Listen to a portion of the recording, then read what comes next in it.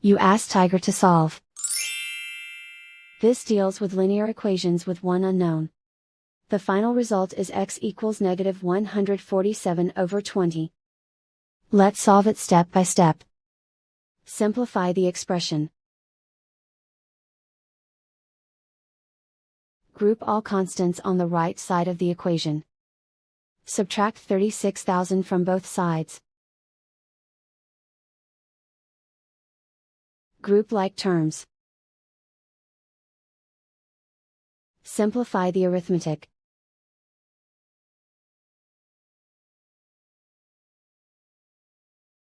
Isolate the x. Divide both sides by 4,000. Simplify the fraction. Find the greatest common factor of the numerator and denominator.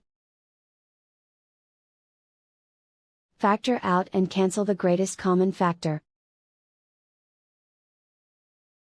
And so the final result is x equals negative 147/20.